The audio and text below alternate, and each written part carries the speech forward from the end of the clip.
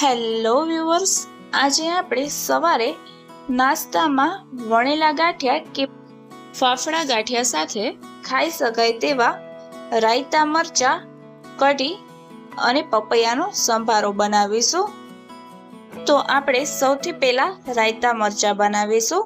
તો તેના માટે મેં અહીં એક પેનમાં એક મોટી ચમચી તેલ લઈ લીધેલું છે।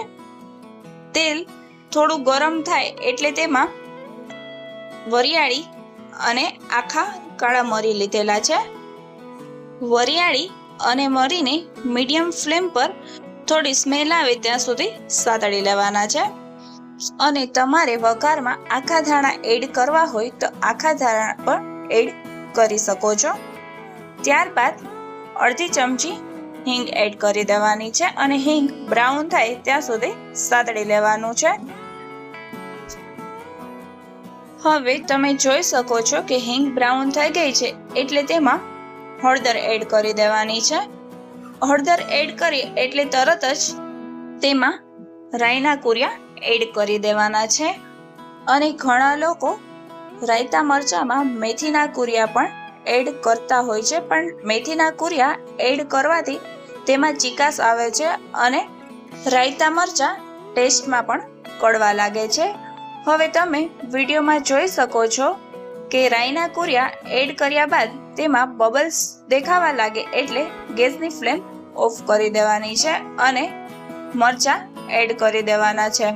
મેં અહીં લાલ અને લીલા મરચાં લીધેલા છે અને તમે તીખું ના ખાતા હોય તો તમે મરચાંમાંથી તેના બી અને રગ કાઢી શકો છો, જેથી કરી તેમાંથી તીખાશ ઓછી થઈ જશે।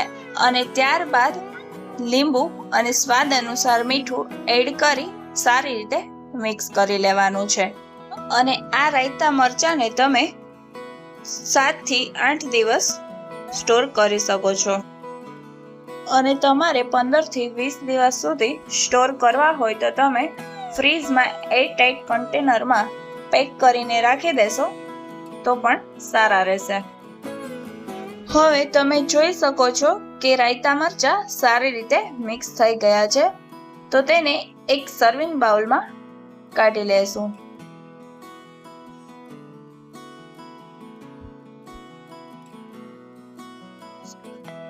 રાયતા મરચાંને સર્વિંગ બાઉલમાં કાઢ્યા બાદ આપણે પપૈયાનો સંભારો બનાવવાનો છે। તો તેના માટે મેં અહીં 500 ગ્રામ પપૈયું લીધેલું છે। તેને ચપ્પુની મદદથી આગળનો અને પાછળનો ભાગ કાઢી પિલરની મદદથી પપૈયાની છાલ કાઢી લેવાની છે અને આ રીતે આપણે છાલ કાઢીને પપૈયું લઈ લેવાનું છે। ત્યારબાદ ચપ્પુથી તેને હાફ કટ કરી લેવાનું છે અને હું આમાંથી અડધા પપૈયાનો જ સંભારો બનાવવાની છું। હવે તમે વિડીયોમાં જોઈ શકો છો કે મારી પાસે પપૈયું છે તેમાં બી નથી। તમે પપૈયાનો સંભારો બનાવતી વખતે જો બી હોય તો તેમાંથી બી કાઢી લેવા। પપૈયાની અંદરનો વ્હાઈટ ભાગ હોય તેને ચપ્પુની મદદથી કાઢી લેવાનો છે અને તમને ચપ્પુની મદદથી ના ફાવે તો ચમચીની મદદથી પણ કાઢી શકો છો। અને આ રીતે આખું પપૈયું તૈયાર કરી લેવાનું છે। અને ત્યારબાદ સંભારો બનાવવા માટે પપૈયાને ખમણીની મદદથી ખમણી લેવાનું છે। તમારે ત્યાં પપૈયું અવેલેબલ ના હોય તો તમે ગાજરનું પણ આ જ રીતે સંભારો બનાવી શકો છો। અને આ રીતે આપણે આખું પપૈયું ખમણીને તૈયાર કરી લેવાનું છે।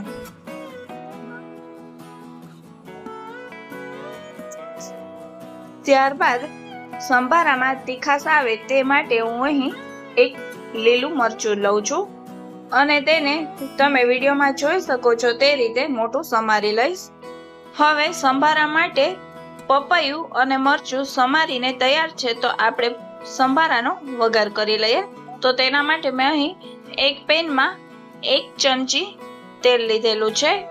તેલ ગરમ થઈ જાય ત્યારબાદ તેમાં અડધી ચમચી રાઈ એડ કરી દઈશ। તમારે જીરું એડ કરવું હોય તો જીરું પણ એડ કરી શકો છો। અને ત્યારબાદ હિંગ એડ કરી હિંગ બ્રાઉન થાય એટલે તેમાં હળદર એડ કરી દેવાની છે. વઘારમાં હળદર એડ કરવાથી તેનો કલર સારો આવે છે અને સ્મેલ પણ સારી આવે છે. અને ત્યારબાદ લીલા મરચાં એડ કરી દેવાના છે અને 1 મિનિટ મરચાં સતળાઈ જાય ત્યારબાદ ખમણેલું પપૈયું એડ કરી દેવાનું છે અને બધું જ સારી રીતે મિક્સ કરી દેવાનું છે. તમારે મરચાં વઘારમાં એડ ના કરવા હોય તો તમે પપૈયા સાથે પણ મરચાં એડ કરી શકો છો. બધું જ સારી રીતે મિક્સ થઈ જાય એટલે તેમાં સ્વાદ અનુસાર મીઠું અને 2 ચમચી ગળાશ માટે ખાંડ એડ કરેલી છે. તમને ગળાશ ના ભાવતી હોય તો તમે સ્કીપ પણ કરી શકો છો.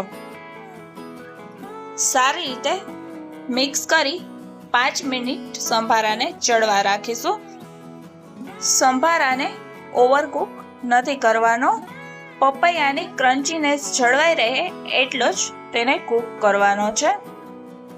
તમે વિડીયોમાં જોઈ શકો છો કે વઘારમાં હળદર એડ કરવાથી તેનો કલર એકદમ સરસ આવ્યો છે.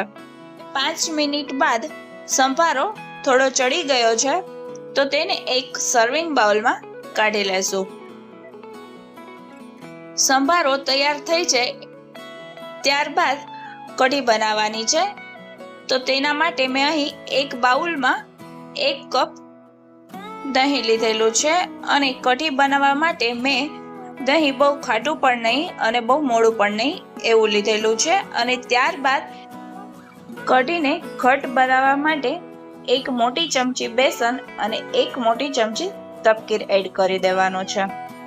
ત્યારબાદ કઢીમાં કલર માટે હળદર લીધેલી છે અને સ્વાદ અનુસાર મીઠું એડ કરી દઈશ અને ત્યારબાદ વિસ્કરની મદદથી કે બ્લેન્ડરની મદદથી બધું જ સારી રીતે મિક્સ કરી લેવાનું છે જેથી કરી દહીંમાં કોઈ પણ લમ્સ ના રહે.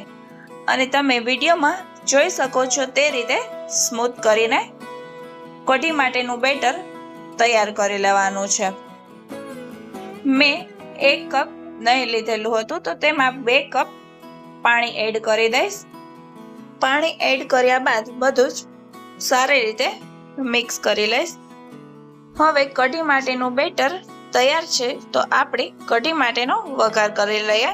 તો તેના માટે મેં અહીં એક પેન લીધેલી છે. તેમાં 2 મોટી ચમચી તેલ એડ કરી દેવાનું છે. તેલ ગરમ થાય એટલે તેમાં અડધી ચમચી રાઈ એડ કરી દઈશ. અને ગાંઠિયા માટેની કઢીમાં જીરું નથી હોતું એટલા માટે મેં અહીં જીરું નથી લીધેલું. અને ત્યારબાદ હિંગ એડ કરી દઈશ અને હિંગ બ્રાઉન થાય એટલે તેમાં લીમડાના પાન એડ કરી કઢી માટેનું બેટર બનાવ્યું હતું તે એડ કરી દેવાનું છે અને બધું જ તરત જ સારી રીતે મિક્સ કરી લેવાનું છે જેથી કરી કઢીમાં કોઈ પણ લમ્સ ના પડે. અને ગેસની ફ્લેમ મીડિયમ રાખી કઢીને 2 થી 3 મિનિટ ઉકાળી લેવાની છે. અને ત્યારબાદ તેમાં 2 મોટી ચમચી ખાંડ અને સ્વાદ અનુસાર મીઠું એડ કરી દેવાનું છે અને બધું જ સારી રીતે મિક્સ કરી લઈશ.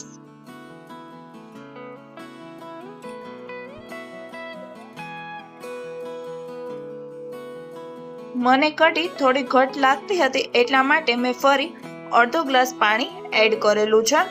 આમ જ કઢીને 10 થી 15 મિનિટ સુધી ઉકાળી લેવાની છે જેથી કરી બેસન અને તપકીરની કચાશ દૂર થઈ જાય. અને ગાંઠિયા માટેની કઢી બહુ ઘટ પણ નહીં અને સાવ પતલી પણ નહીં તેવી રાખવાની છે. હવે તમે 10 થી 15 મિનિટ બાદ જોઈ શકો છો કે કઢી તૈયાર થઈ ગઈ છે. તો કઢીને એક સર્વિંગ બાઉલમાં કાઢી લેવાની છે. હવે સવારે વણેલા ગાંઠિયા, ફાફડા ગાંઠિયા, ખમણ સાથે સર્વ કરી શકાય તેવા રાયતા મરચાં, કઢી અને સંભારો તૈયાર છે. તો તમે પણ તમારા ઘરે જરૂરથી ટ્રાય કરજો. અને તમને મારો વિડીયો ગમ્યો હોય તો લાઈક, શેર અને સબસ્ક્રાઈબ કરવાનું ના ભૂલતા. અને ફરી પાછા આવી જ નવી રેસીપી સાથે મળીશું.